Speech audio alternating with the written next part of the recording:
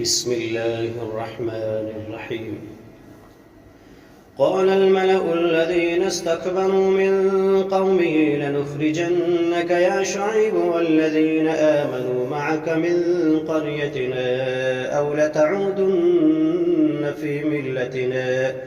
قال أولو كنا كارهين قد افترينا على الله كذبا إن عدنا في ملتكم بعد إذ نجانا الله منها وما يكون لنا أن نعود فيها إلا أن يشاء الله ربنا وسع ربنا كل شيء علما على الله توكلنا ربنا افتح بيننا وبين قومنا بالحق وأنت خير الفاتحين.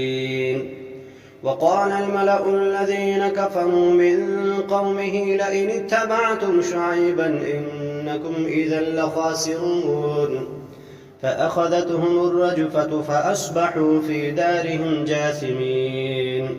الذين كذبوا شعيبا كأن لم يغنوا فيها الذين كذبوا شعيبا كانوا هم الخاسرين. فتولى عنهم وقال يا قوم لقد أبلغتكم رسالات ربي ونصحت لكم فكيف آسى على قوم كافرين. وما أرسلنا في قرية من نبي إلا أخذنا أهلها بالبأساء والضراء لعلهم يضرعون ثم بدلنا مكان السيئة الحسنة حتى عفوا وقالوا قد مس آباءنا الضراء والسراء فأخذناهم بغتة وهم لا يشعرون.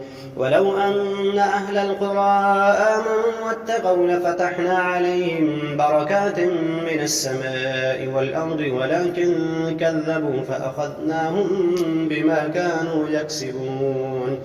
فأمن أهل القرى أن يأتيهم بأسنا بياتا وهم نائمون أو أمن أهل القرى أن يأتيهم بأسنا ضحى وهم يلعبون.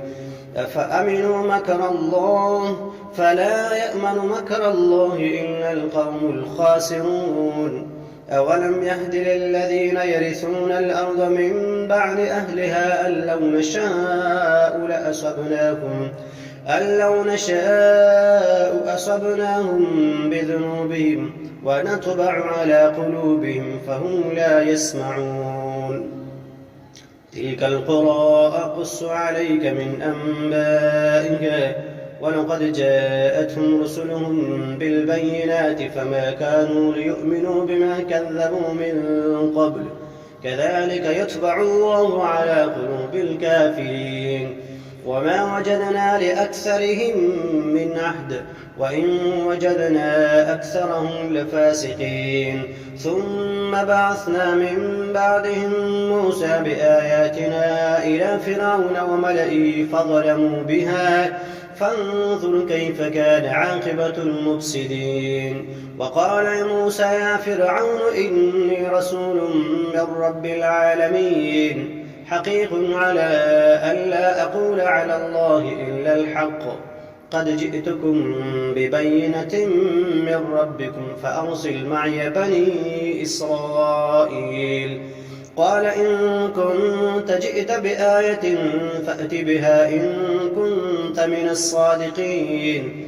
فألقى عصاه فإذا هي ثعبان مبين ونزع يده فإذا هي بيضاء للناظرين.